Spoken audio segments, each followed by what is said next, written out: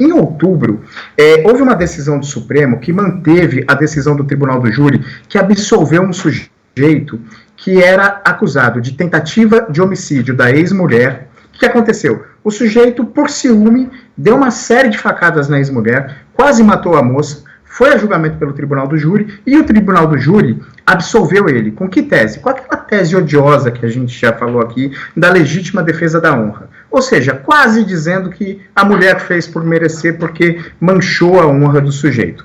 E por que eu trago esse assunto de volta de outubro? O Supremo manteve a decisão do júri. Por 3-2, a primeira turma do Supremo manteve. Mas não manteve a decisão porque considerou que o cara tinha que ser absolvido. Manteve a decisão porque está em jogo a tese da soberania do júri. O que o júri decide, um juiz togado que fez concurso para isso não poderia modificar. Eu trago esse caso de novo aqui porque o Supremo agora vai voltar a se debruçar sobre ele ao longo desse ano em 2 ações.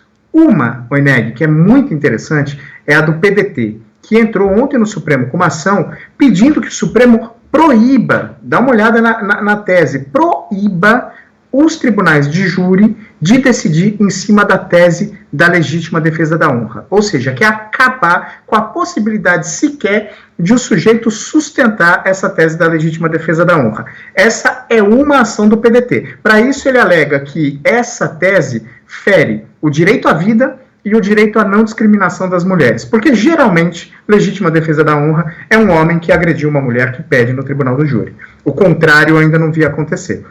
E o segundo recurso é um recurso do Ministério Público de Minas Gerais que contesta o resultado de um júri que absolveu um homem por clemência. O caso é diferente. Nesse caso, o cara foi lá e tentou matar o assassino do seu enteado. Ou seja, o sujeito que matou o enteado dele, ele foi tentar matar. Também é uma tentativa de homicídio. Ele não conseguiu consumar o crime. Então, essas duas... e o Supremo reconheceu a repercussão geral, ou seja, aceitou julgar o caso e provavelmente vai acabar dando uma resposta conjunta para essas duas coisas.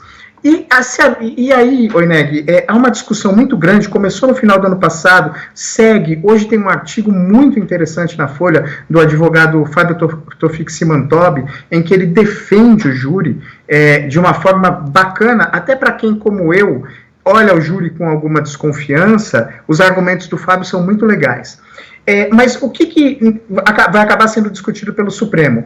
A tese de fundo disso muita gente diz, se um juiz togado, ou seja, se um juiz que fez concurso público passou e faz isso como profissão, e não 7 pessoas escolhidas do povo fossem julgar o caso, o resultado seria diferente.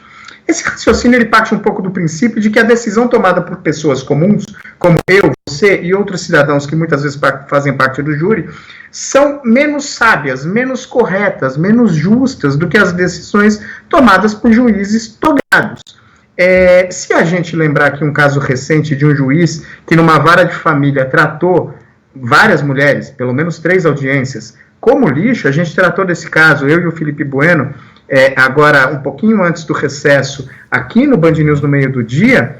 A realidade não é bem essa. Uma decisão do júri, algumas vezes, pode ser mais sábia do que a decisão de um juiz togado. A gente pode lembrar também que nos Estados Unidos, eles fazem júri para tudo, né? Não é como no Brasil. O júri no Brasil é para só crimes contra a vida, feminicídio, homicídio, tentativa de homicídio, latrocínio. Nos Estados Unidos tem júri até para decidir condenação de empresa de indenização.